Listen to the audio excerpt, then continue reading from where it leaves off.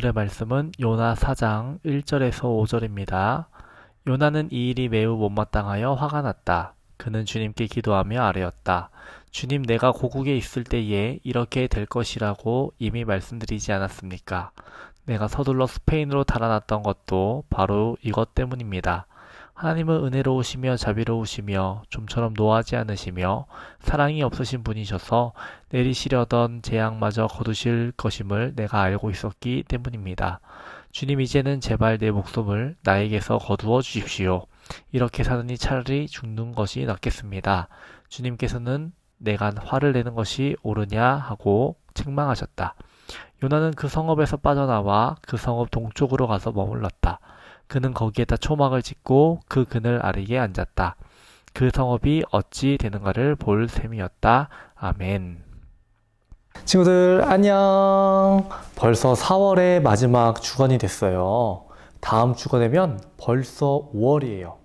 우리 친구들 비상구에서 열심히 소통하고 있지만 전도사님 못 보고 있는 친구들도 있죠. 5월 달에는 우리 친구들 한번 보러 갈게요. 우리 5월 달에 못 본 친구들 꼭 밖에서 한번 만나요. 오늘은 우리가 요나에 대해서 살펴볼 거예요. 우리 요나라는 인물 들어봤죠? 우리 먼저 영상을 보고 오도록 하겠습니다. 이스라엘에 요나라는 선지자가 살고 있었어요. 어느 날 하나님께서 요나에게 나타나셨어요. 요나야, 지금 당장 니느웨로 가거라. 그 사람들에게 나의 말을 전하도록 하여라. 니느웨 성은 옛날에 우리 조상들을 괴롭혔던 이들이 사는 성이 아닌가? 내가 왜 그들에게 하나님의 말씀을 전해 그들을 구원시켜? 그들이 내 말을 듣기나 할까? 그냥 하나님 몰래 도망가야겠다. 요나는 하나님이 가라고 하신 니느웨에 가지 않기 위해 더 멀리 떨어진 곳으로 도망가려고 욥바라는 항구로 달려갔어요. 그리고 요나는 다시스로 가는 배를 탈 수가 있었어요. 배 안에서도 하나님이 가장 보기 어렵게 하려고 배의 가장 밑으로 내려가서 자리를 잡았어요. 배 밑 깊숙이 있으면 하나님이 찾기 어렵겠지. 한숨 자고 나면 다시스에 도착하겠지. 하지만 하나님께서는 그 배에 요나가 타고 있는 것을 다 아셨어요. 그래서 요나가 탄 배가 가는 바다 위에 큰 바람을 불어서 큰 풍랑이 일도록 하셨어요. 신이시여 살려주세요 제발. 이제부터 착하게 살겠나이다. 이러고 있을 게 아니라 배가 뒤집어서 가라앉지 못하게 짐을 버립시다. 이까지 물건들 죽고 나면 무슨 소용이 있겠소. 요나는 이런 사실도 모르고 깊은 잠에 빠졌어요. 선장은 잠을 자고 있던 요나를 깨웠어요. 이모씨요, 지금 편히 자고 있을 때요. 우리 모두 다 죽게 생겼으니 당신이 믿는 신께 살려달라고 기도하세요. 뭐라고요? 어쩌면 우리가 무사할 수도 있잖아요. 빨리! 사람들은 배에 탄 사람 중 한 사람 때문에 갑자기 풍랑이 일어난 것이라고 생각하고 제비 뽑기로 결정하기로 했어요. 그런데 요나가 당첨되었어요. 제비 뽑기에 당첨된 요나가 말했어요. 할 수 없지요. 제가 바다에 던져져야 풍랑이 잔잔해질 것 같소. 저를 바다에 던져주시오. 사람들이 요나를 들어 바다에 던졌어요. 요나는 깊은 바닷물 속으로 들어갔어요. 그랬더니 정말 언제 그랬냐는 듯이 바다는 잠잠해졌어요. 하나님께서 물에 빠진 요나를 살리시기 위하여 큰 물고기를 준비하셔서 요나를 삼키게 하셨어요. 물고기 뱃속으로 들어간 요나는 3일 동안 하나님께 회개했어요. 하나님, 잘못했습니다. 제가 니느웨로 가서 말씀을 전하겠습니다. 3일이 지나자 큰 물고기는 요나를 육지에 뱉어내었고 요나는 하나님의 명령대로 니느웨에 가서 말씀을 전했어요. 많은 사람들이 하나님의 말씀을 듣고 회개하였어요. 이 세상에서 하나님을 피해서 숨을 곳은 없어요. 우리 친구들도 언제 어디서라도 하나님의 말씀에 순종하는 믿음의 사람이 되어보아요. 친구들, 지금부터 3명의 쌍둥이 형제를 보여줄게요. 이 쌍둥이 형제는 정말 우애도 좋고 각자 뛰어난 달란트도 가졌어요. 한 명은 그림을 잘 그리고요. 한 명은 공부를 잘해요. 그리고 또 한 명은 음악적 재능이 뛰어나요. 우리 친구들은 이 셋 중에 누가 가장 뛰어난 사람이라고 생각되나요? 이 형제의 어머니에게는 누가 가장 뛰어난 아들로 보일까요? 어머니의 눈에는 우열이 없을 거예요. 왜냐하면 어머니에게는 모두가 사랑하는 아들이기 때문이에요. 우리는 모든 것을 자기 기준으로 생각하고 판단해요. 그래서 여러 사람이 모이면 각자의 기준이 다르기 때문에 생각하고 판단하는 것도 다 다를 수밖에 없어요. 예를 들어서 야구를 매우 좋아하는 사람이 평소 좋아하는 선수의 사인볼을 받았어요. 이 사람에게 사인볼은 보물처럼 귀중한 것일 거예요. 그래서 가장 안전한 장소에 전시를 해두었을 거예요. 그런데 야구를 좋아하지 않는 다른 사람이 사인볼을 아끼는 사람의 마음은 무시한 채 자신의 생각만으로 가치 없다 여기고 사인볼을 버린다면 상대방을 무시하는 행동이 될 거예요. 성경은 우리를 하나님의 사람이라고 말하고 있어요. 그리고 하나님의 사람으로서 이 땅의 기준이 아니라 하나님의 기준으로 살아가라고 이야기해요. 이 말은 우리가 이 세상을 살아갈 때 세상 사람들이 옳다고 생각하는 기준이 아닌 하나님이 옳다고 여기시는 기준으로 살아가야 한다는 뜻이에요. 또한 이 땅의 많은 사람들을 바라볼 때도 내 기준과 내 생각으로 생각하는 것이 아니라 하나님의 기준과 생각으로 보아야 한다는 뜻이기도 해요. 우리는 살면서 참 많은 사람들을 만나요. 나랑 잘 맞는 친구도 있고요. 잘 맞지 않는 친구들도 있어요. 항상 웃고 다니는 친구도 있고 항상 얼굴을 찌푸리고 다니는 친구도 있어요. 그리고 그들 중에는 내가 정말 소중히 생각하는 사람도 있어요. 그렇다면 친구들, 하나님은 어떤 사람을 소중히 여기실까요? 이 질문에 대한 답이 바로 하나님 말씀에 있습니다. 오늘 요나서 4장 9절에서 11절 말씀을 통해서 하나님은 우리에게 말씀하세요. 하나님은 하나님의 생각을 성경을 통해서 말씀해 주고 계셔요. 하나님은 어떻게 생각하실까요? 하나님은 모든 사람을 소중히 여기세요. 북왕국 이스라엘을 자주 침략하여서 괴롭히는 강대국이 있었어요. 그 나라의 이름이 아수르예요. 북왕국 이스라엘 사람들은 계속해서 자기들을 괴롭히고 힘들게 하는 아수르가 하나님의 심판을 받아 무너지기를 원했어요. 그러던 어느 날 하나님의 말씀이 요나에게 임했습니다. 너는 저 아수르의 큰 성 니느웨로 가서 그 성이 멸망할 것이라고 외쳐라. 그들의 죄가 내 앞에 너무나 크기 때문이다. 하나님은 니느웨에 가득한 죄악 때문에 요나를 보내 멸망을 선포하게 하셨어요. 하지만 요나는 죄를 심판하시겠다는 하나님의 선포를 듣고 니느웨 사람들이 죄에서 돌이키는 것을 원하지 않았어요. 자기들을 괴롭혀서 멸망하기를 바랐던 니느웨 사람들이 구원받는 것이 싫었기 때문이에요.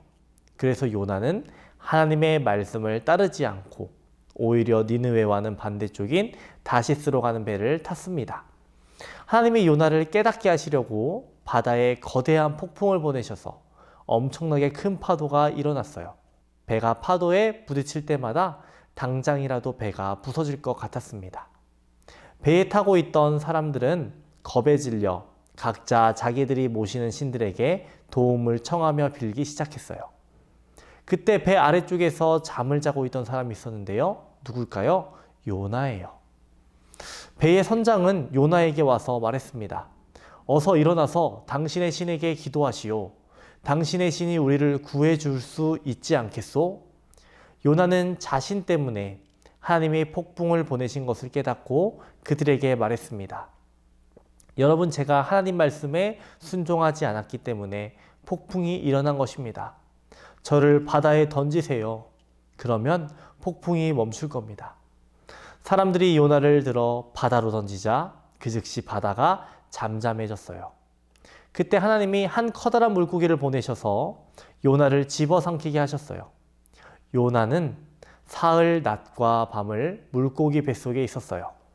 물고기 뱃속에서 요나는 자신의 생명을 살려주신 하나님께 감사하며 하나님의 말씀에 순종하겠다고 기도했어요. 시간이 흘러 물고기가 요나를 육지에 뱉어내자 요나는 하나님의 말씀에 순종하여 니느웨를 향해 즉시 나아가서 하나님의 말씀을 선포했어요. 요나는 이렇게 말했어요. 여러분의 죄 때문에 40일이 지나면 니느웨가 멸망할 것입니다. 니느웨 사람들은 요나가 전한 하나님의 말씀을 믿었어요. 그들은 도성 전체의 금식을 선포하고 자신들의 죄를 회개하기 시작했어요. 심지어 니느웨의 왕까지도 하나님께 회개했어요. 하나님은 니느웨 사람들이 죄에서 돌이키는 모습을 보시고 그들을 용서하셨습니다. 그 모습을 지켜본 요나는 니느웨 사람들을 용서하신 하나님께 화를 냈어요. 하나님, 제가 이럴 줄 알았습니다. 저들을 죽이지 않으실 거면 차라리 저를 죽여주세요. 요나는 하나님의 명령에 따라 말씀을 전하기는 했지만 하나님의 마음을 알지는 못했어요. 하나님은 그런 요나에게 하나님의 마음을 깨닫게 해주고 싶으셨어요.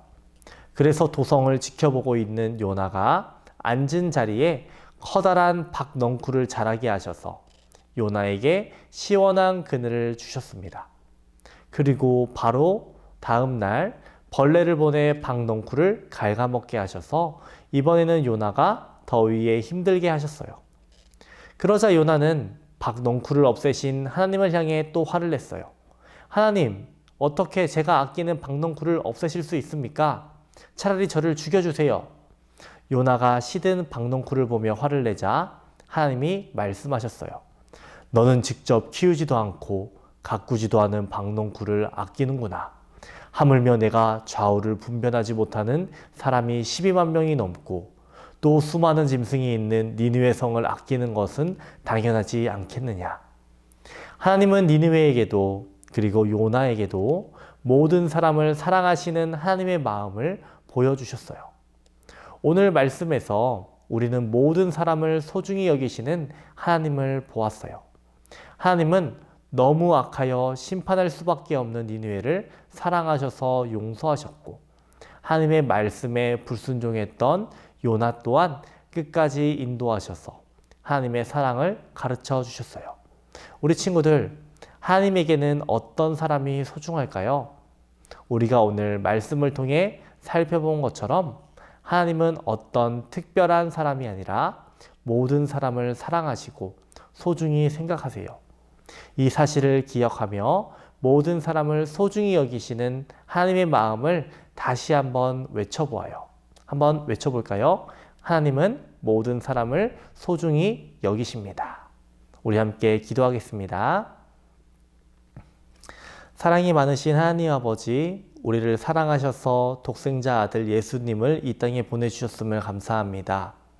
하나님, 우리들이 예수님을 잘 믿게 하여 주시옵시고 예수님의 사랑을 그리고 하나님의 사랑을 기억할 수 있도록 도와주세요. 우리 마음 가운데에 다른 사람을 싫어하는 미움이 있을 수 있습니다. 하지만 하나님, 그러한 마음 없게 하여 주시옵시고 우리 마음 가운데 예수님의 마음이 가득할 수 있게 도와주세요. 하나님의 마음이 가득할 수 있도록 도와주세요. 다른 사람을 사랑하고 용서할 수 있는 그리고 다른 이들에게 하나님을 소개해 줄 수 있는 우리 모두가 될 수 있도록 도와주세요. 코로나로 인해서 함께 예배하지 못하는 우리 선생님들과 친구들이 있습니다. 하나님 기억하여 주시옵시고 우리 모두 하나 되어서 하나님께 영광 돌릴 수 있도록 도와주시고 서둘러 코로나가 종식되어서 함께 모여서 예배할 수 있도록 주님 도와주세요. 하나님, 오늘도 함께 하실 줄 믿습니다. 감사드리며 예수님의 이름으로 기도합니다. 아멘.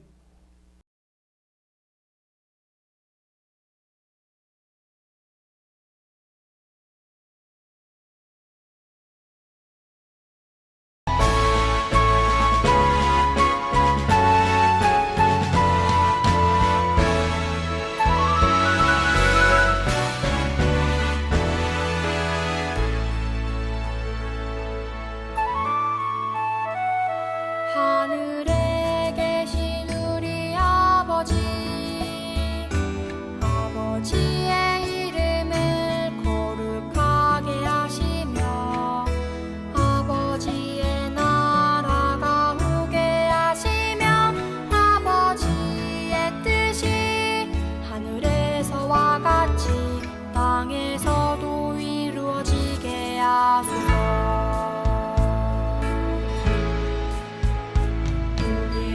우리에게 일용할 양식을 주시고 우리가 우리에게 잘못한 사람을 용서하여 준 것 같이 우리 죄를 용서하여 주시고 우리를 시험에 빠지지 않게 하시고 악에서 구하소서. 나라와 권능과 영광이 영원히 아버지의 것이니라.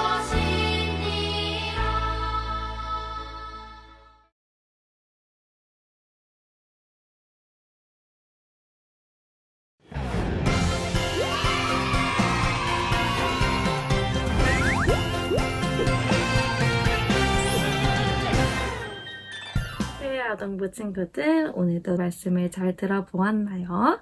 네, 하나님께서 요나를 니느웨 사람들에게 보내시고 느느웨 사람들에게 말씀을 전하게 함을 통해서 니느웨 사람들이 모두 회개하고 구원을 받았어요. 이처럼 하나님께서는 모든 사람들을 소중하게 여긴답니다. 우리 친구들도 모두 하나님의 마음을 닮아서 모든 사람들을 소중히 여기는 친구들이 되었으면 좋겠어요. 자, 그럼 오늘은 친구들이 함께 하나님의 손을 만들어 보도록 할게요. 자, 오늘 말씀에서 배운 것 같이 하나님은 모든 사람을 소중히 여기셔요. 하지만 우리는 어떤 사람들을 미워하거나 싫어하는 마음이 생길 수 있어요. 우리 친구들도 미워하거나 싫어하는 사람이 있나요? 그럼 왜 그 사람을 미워하거나 싫어하나요? 우리 여기 교재에 나와 있는 것처럼 내가 그 친구가 미워하거나 싫어하는 이유를 적어보도록 할게요. 먼저 여기 사람 모양을 종이로 뜯어주도록 해요.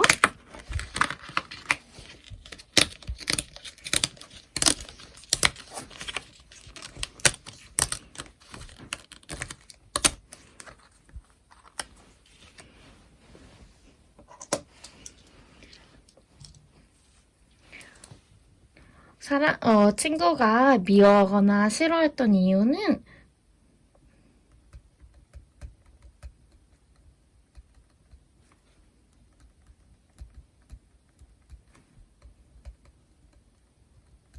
선생님 같은 경우에는 선생님을 놀려서 미웠어요. 자, 그러면 우리 하나님은 이렇게 우리가 미워하거나 싫어하는 사람에 대해서 어떻게 생각하실까요? 맞아요. 이런 사람들조차 모두 소중하게 여기세요. 자, 그러면 우리가 이렇게 미워하고 싫어하는 친구들을 소중히 여길 수 있는 방법은 무엇이 있을까요? 뒤돌아보면 우리가 소중히 여기고 실천할 수 있는 방법을 쓸 수 있는 칸이 있어요. 선생님은 그 사람의 입장을 생각해 봐요. 다른 사람의 입장을 또 생각해보고 그 사람을 조금 소중하게 여기는 마음을 가질 것 같아요. 우리 친구들도 그 사람을 싫어하거나 미워하는 사람을 소중하게 여길 수 있는 방법을 여기 칸에 적어주도록 해요. 그리고 나서 여기 앞에 보이는 손은 하나님의 손의 그림이에요. 이 그림을 또 종이로 뜯어주도록 할게요.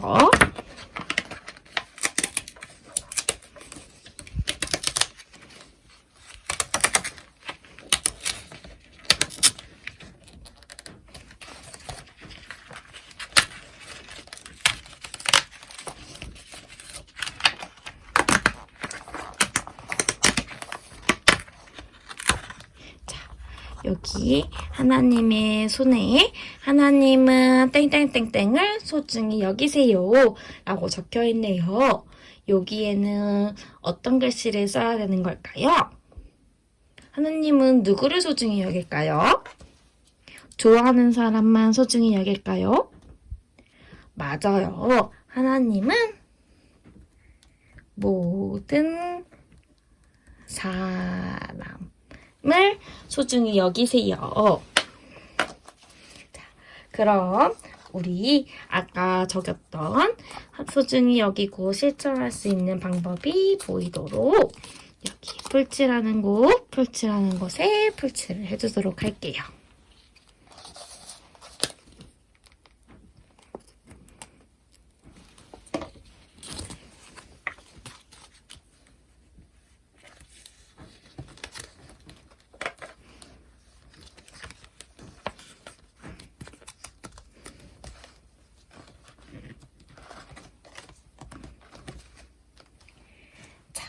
여기서 손을 또 접어주면 멋진 팝업법이 완성돼요. 이렇게 접었다 펼쳐보면 무엇이 보이나요? 맞아요. 우리가 모든 사람을 소중히 여기도록 다짐했던 내용이 있어요. 오늘 우리가 다짐한 것처럼 내가 미워하거나 싫어하는 사람까지도 소중히 여기며 살아가기로 함께 다짐하도록 해요. 하나님은 모든 사람을 소중히 여기세요.